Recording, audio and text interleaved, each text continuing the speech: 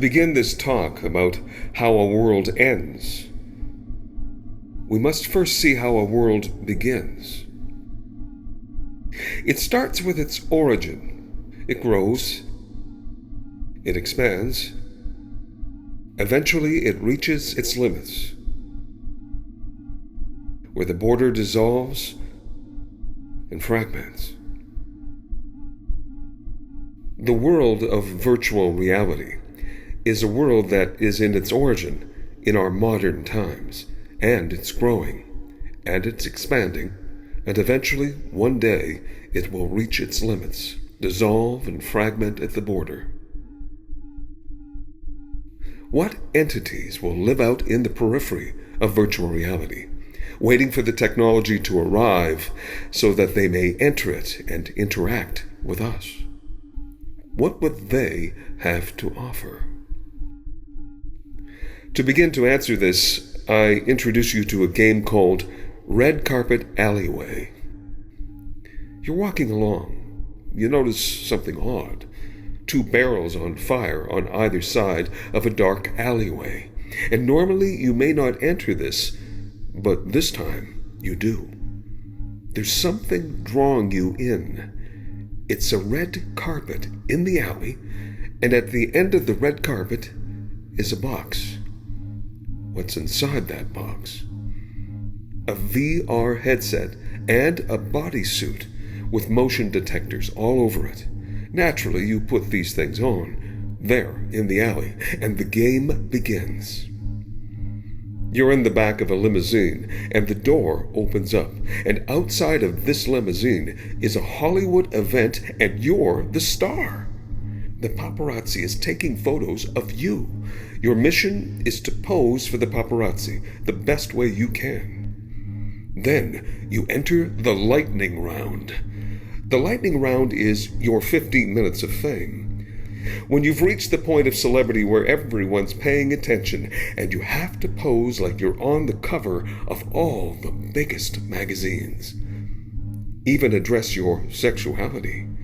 Show how bulletproof you are to the industry waiting to devour you. And as you're lost in this game, someone is watching you. And that person is the game developer.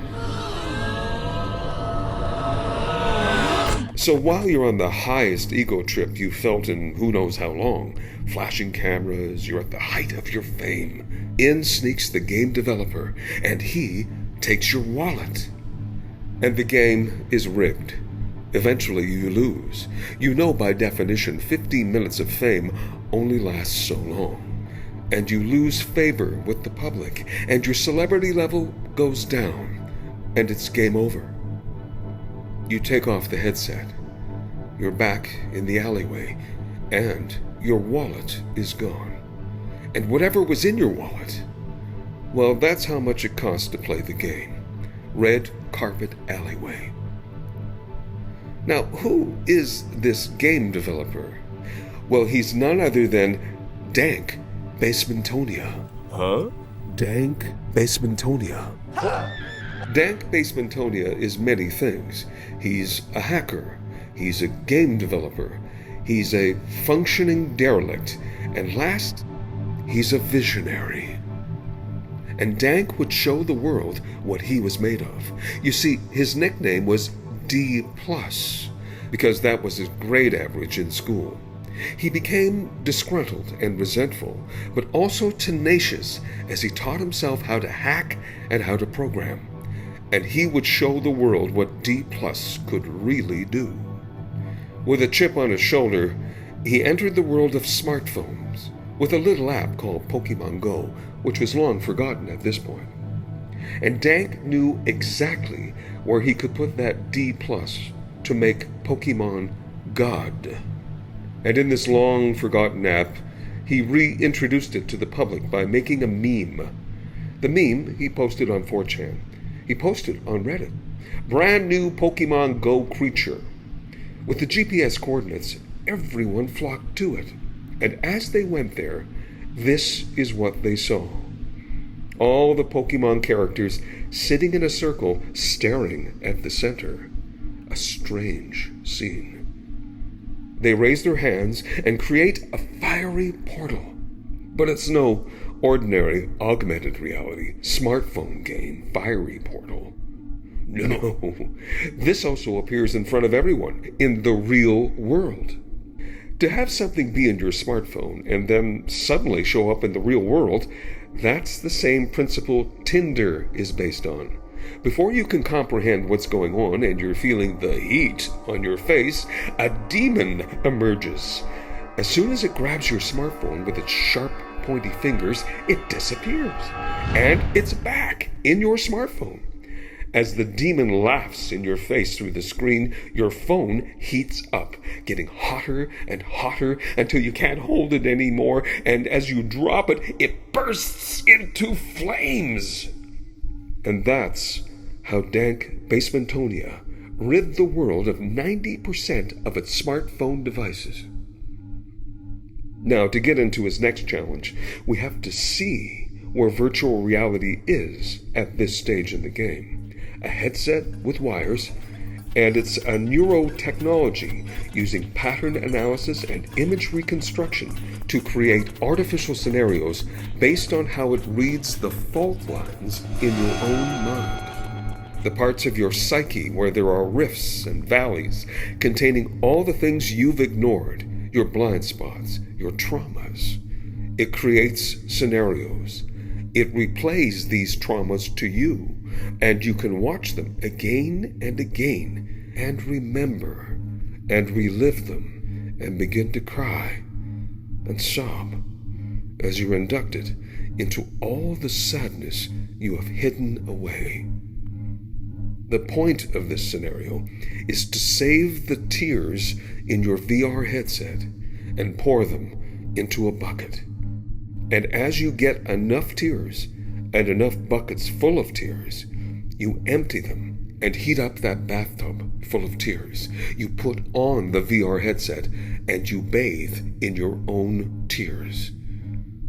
And there's a sensor, and it can tell you that you have now begun to bathe in your tears. You've purged enough emotion, and the game changed from introducing you to trauma to healing the parts of you that were once broken. And this is how vulnerable people are now to the technology of virtual reality. And dank Basementonia, he was ready to take full advantage of everyone's vulnerability. He just needed an in. He needed a method. So his chosen method was the Ouija board.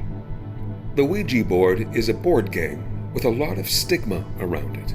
You place your hands on the selector with a group of people, and dead spirits are meant to move the selector and choose words, and spell out words to communicate with you from the underworld. And the stigma is that those dead spirits are nasty demons. Here's a meme to say. The Ouija board is not a portal to your dead relatives. It's a portal to demons pretending to be your dead relatives. So dank Basementonia launched his own VR console, the D+ VR, and just like Nintendo had Super Mario and Sega had Sonic the Hedgehog, D+ VR had the Ouija board VR game, and he promoted the hell out of it. Make Ouija safe again. And he toured this D+ VR. He even went on Larry King to answer the question everyone was asking. Ouija, is it safe now? Here's how the game works. People wear their headsets. They're laying their hands down with motion detector gloves, and this board floats in front of them in the VR space as they select the letters with their involuntary muscle movements. Where are we in the virtual reality world at this stage? We're about here, just on the edge of the fragmenting border. Here, it's imposed right above the game players' heads. Entities waiting to control the game. How is it possible that Dank made this happen? Well, he sent the underworld passcodes so they could enter this world through VR, creating a Ouija board game that was actually dangerous. Because as people selected letters, it was really a ghost punching in the passcode into their VR headset. And once they had the passcode plugged in, they could enter the material plane. And the last thing you see is this.